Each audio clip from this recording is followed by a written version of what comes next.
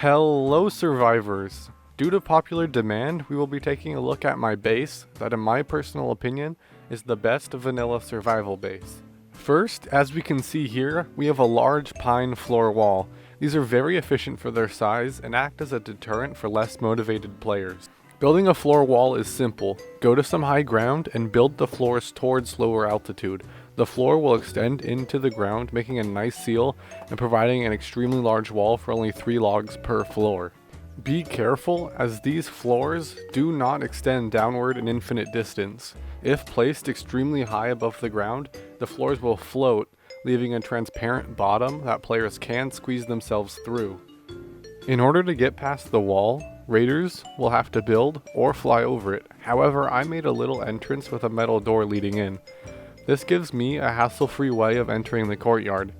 As you can see, this wall allows for a massive courtyard useful for getting wood for low risk, and also building smaller utility houses such as farmhouses and rain collection houses. Now we come upon the main base. The thing that jumps out is that all pillars are made of wood, as explained in my first video, and the rest of the base is made of metal walls. I chose to build this right up against the edge of the map in order to use the boundary as a free invincible wall. This saves me 2 metal walls per floor, and also just helps your base not get found as often. As we go up the base, we have a vault door separating each floor to create a boundary between loot rooms, and we only use wooden stairs. Ideally, when a charge is set off on the metal walls, the wooden stairs will be destroyed, leaving the rest of the base floating and untouchable. When using this base design, I would also suggest not storing loot on the first 2 floors, and placing a claim flag every 3 floors for extra security. One complaint that some people express about this base design is the long time that it takes to get to the top. However, many do not know about a mechanic in this base called the Umbrella-vator. This is when you walk into a doorway with an umbrella in your hand, close the door, and hold down spacebar to jump as fast as possible.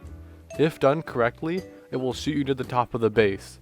If the base is tall enough, you will run out of stamina. However, stand still and wait for it to regenerate, and then continue jumping to get all the way up to the top.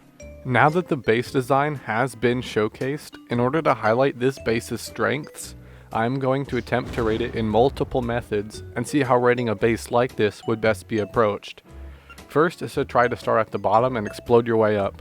We're going to start from the side because we can get 4 walls for only 3 charges.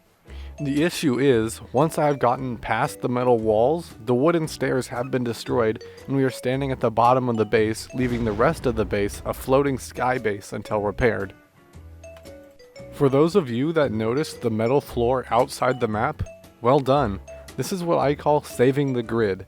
If both of the bottom floors get destroyed and you have not saved the grid, you will never be able to perfectly line the bottom of the base up with the rest of the base.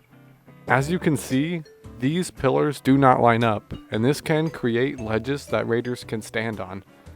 However, by having this saved grid, I can build off of it and completely repair the base. It will line up perfectly and it will be as if it was never raided in the first place. You want to have this repairability, as the first 2 floors are definitely the most often to get destroyed in this design.